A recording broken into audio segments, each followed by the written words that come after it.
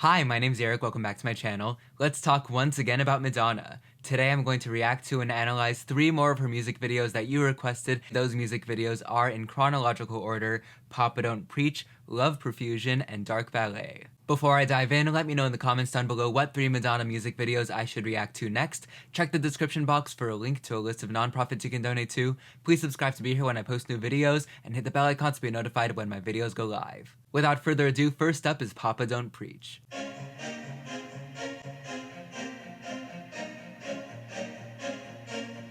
I love the cutting on beat. Ooh, this is a really different look for Madonna.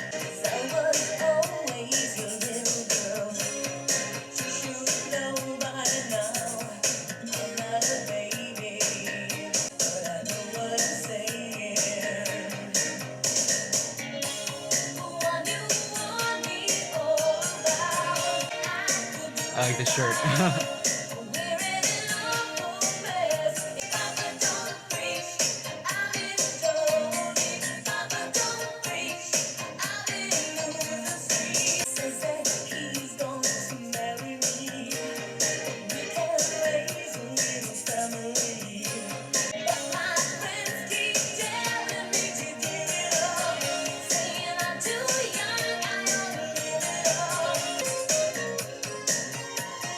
I'm really enjoying how organic and down to earth this feels.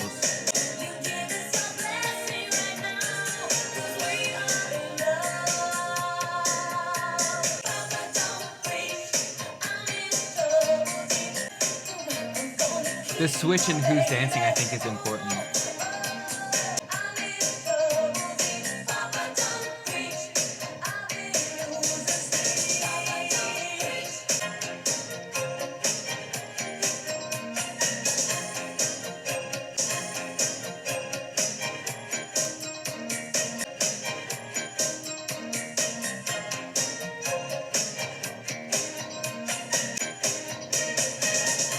We have the Pink Panther plush from her childhood home videos.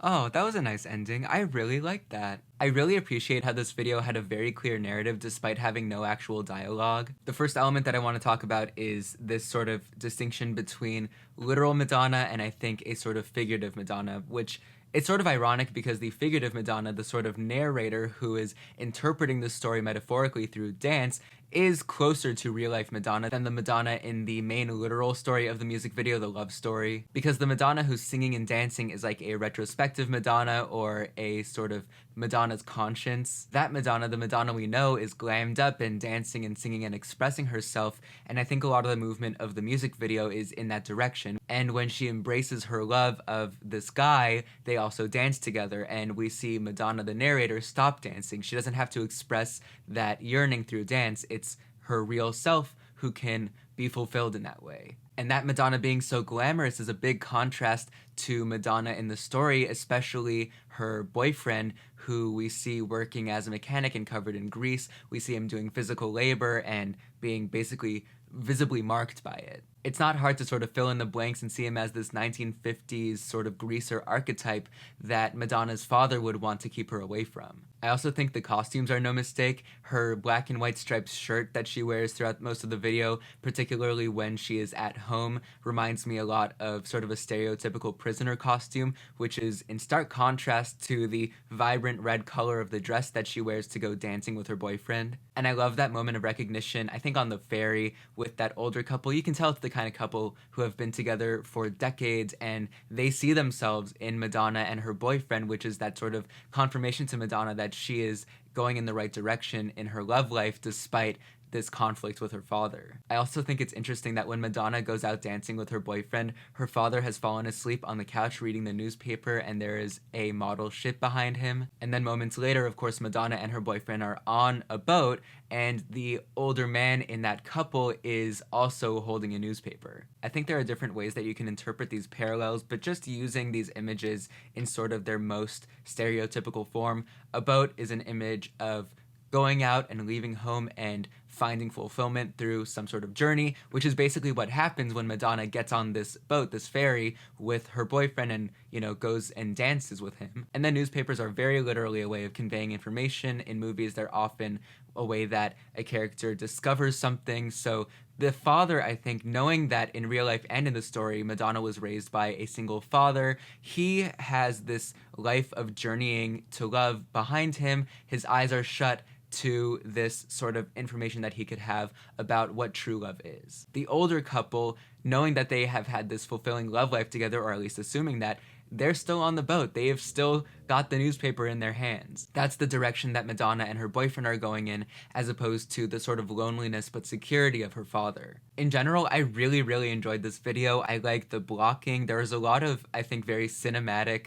elements to this video. There's some like crane shots and things like that. So yeah, that video was great. Thank you for the recommendation. And if there are any other details or interpretations that you would like to offer, please do in the comments. Okay, up next is Love Profusion. Another city shot zooming in. There are too many questions. There is not one solution. And love profusion. You make me feel, you make me know. There are too many options. There is no consolation. What I want is an explanation. And love profusion. It's very surreal. Direction. You make me feel, you make me shine. I got you under my skin. I got you under my skin. There is no comprehension. There is real isolation. That's a big contrast here. And I know I can feel bad when I get in a bad mood. Got you under my skin. Those fairies? Got you under my skin. And love profusion. You make me feel, you make me know. Got you under my skin. I got you under my skin. I got you under my skin. Only you make me feel good. Oh, okay. Oh, that was so weird. In a good way, but very weird. So, the concept of the video is pretty simple. There are these two worlds. One is the real world, where it's dark and stormy, and the other is the world where love exists. It's where she is in her happy place, and there are fairies and doves and fish flying in the sky above the ocean or under the ocean because it's upside down. So looking at these worlds separately, we've got the big bad world, it's the big city. The opening to this video is strikingly similar to the opening of Papa Don't Preach. We have this city overview that zooms in on the beat.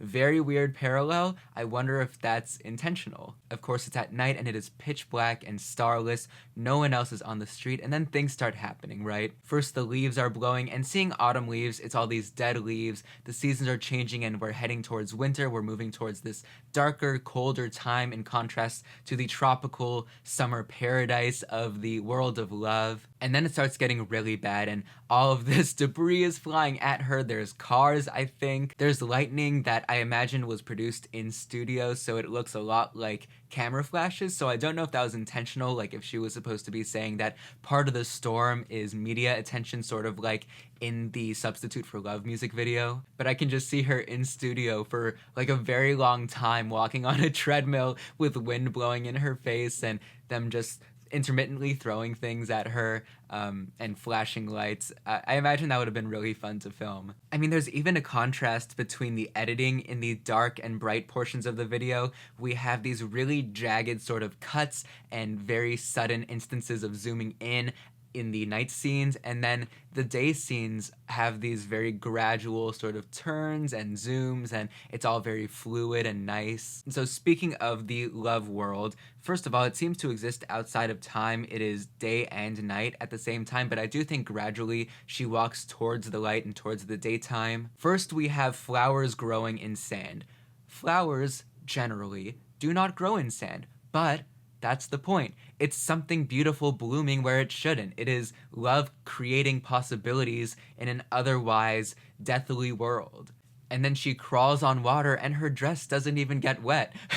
But, you know, it's another sort of almost religious thing, right? Like Jesus walking on water, she is crawling on water. The love world is almost heaven-like or spiritual. It's also a world where she doesn't go into the water, she doesn't sink or drown. Or maybe, I don't know, this is the drowned world because everything is upside down, so she's in some ways above water, in some ways below water.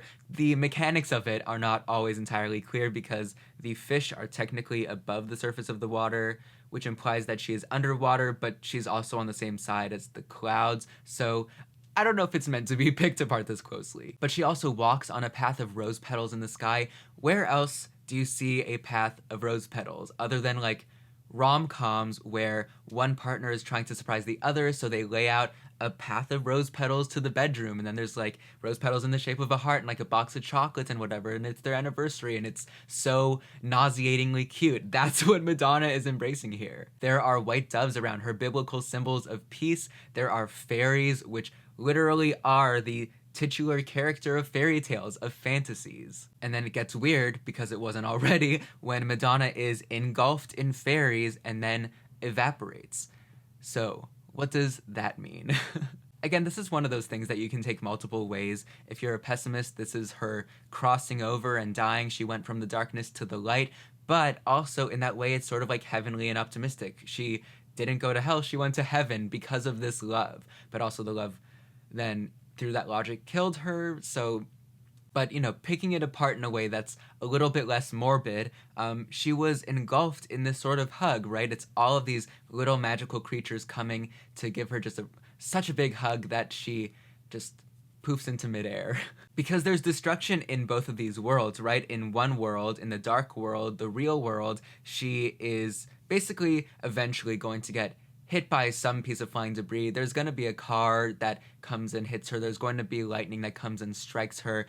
She's not going to make it out one way or another. So if she's going to go, she's going to go covered in fairies. I am going to look at Wikipedia now and see if there is anything else that might be informative about this music video. It says, at the end of the video, when there is destruction in the real dimension, Madonna finds peace and is surrounded by the fairies. When they go away, Madonna disappears altogether. Okay, so I guess... Of course, this is another situation where there's the literal world and the metaphorical world. So metaphorically, Madonna being surrounded by the fairies is her finding peace about the destruction that's going on in the real world. So as far as Madonna's videography goes, this is definitely on the more whimsical end with something like bedtime stories. Also, despite its sort of odd elements, it had a nice simplicity to it that the message was overall pretty clear, even if it was open to multiple interpretations. Alright, the third and last video I'm going to watch is Dark Ballet. Oh, and it looks like it's starring Mickey Blanco, who just recently released an album.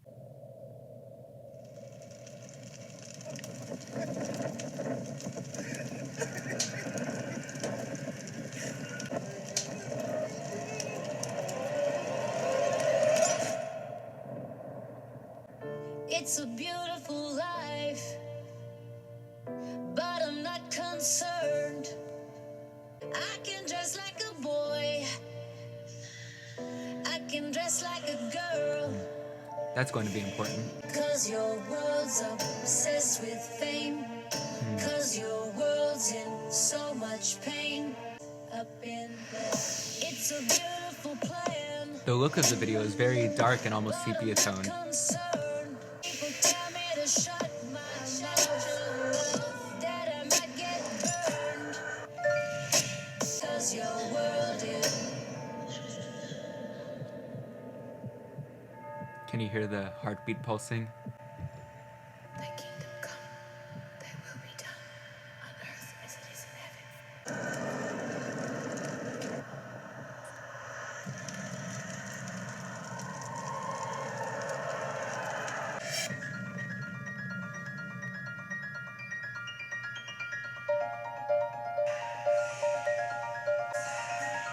Interesting how color is now introduced in this sort of metaphorical scene. That is some straight up horror movie editing right there.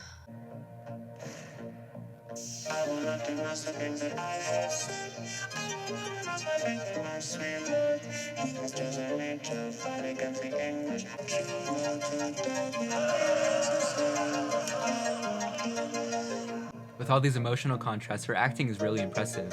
They are so naive. We know, but we're just not ready to act. I want to tell you about love and loneliness. Can't you hear outside of your supreme hoodie the wind that's beginning to howl?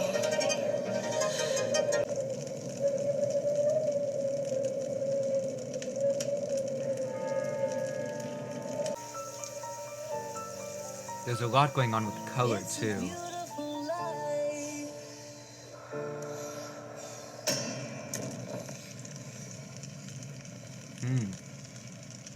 Oh, okay.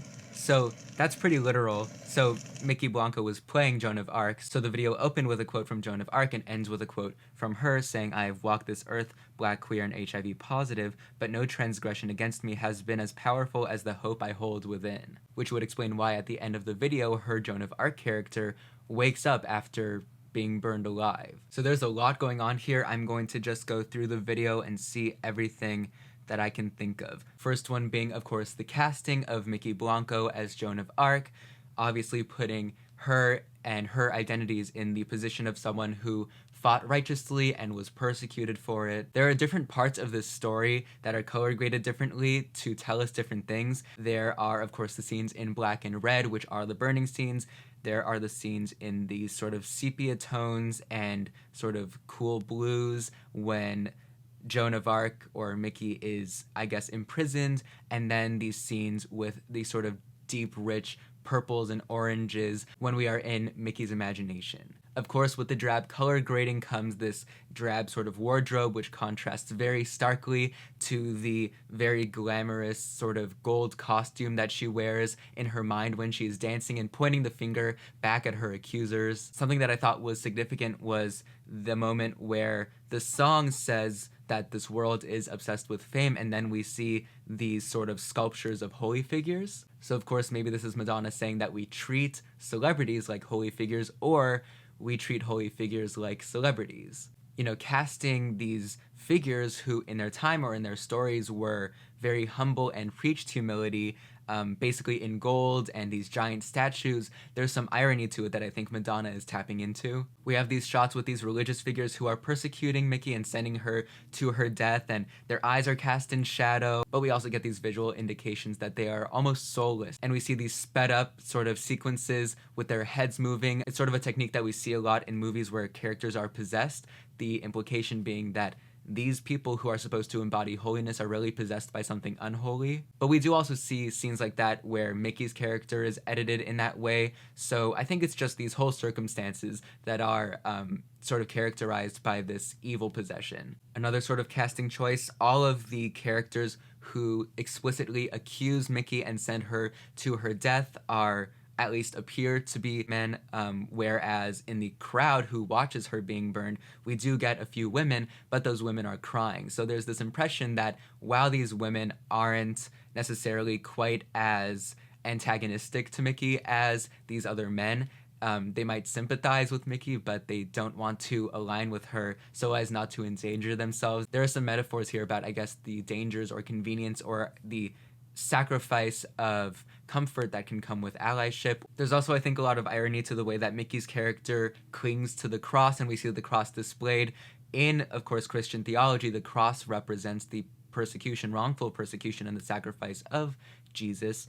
But here we have this character against whom that ideology is deployed to persecute her when she is embodying a similar role. The sort of sacrificial lamb, someone who is innocent but being persecuted for, in this case, pretty explicitly her identity. But then, of course, in her minds, we get this salvation, this sort of celebration of her in this gold costume and dancing with this colorful stained glass sort of spreading light around her and not on these men who are hurting her. And then at the very end of the video, we have these two scenes in parallel. One where she is in her mind, and it's the scene where she is dancing around these men who have persecuted her, and she stands with her arms outstretched, and it casts a shadow basically of a cross. But a big difference here is that her hands are facing up. She's wearing this sort of loose white frock that feels very angelic. This is sort of a classic, I guess, holy figure pose as opposed to the body language of someone who is dead, which then explains also why post-burning she sort of wakes up and looks at the sky. So either she didn't die at all, or like Jesus, she died and then was resurrected because she too is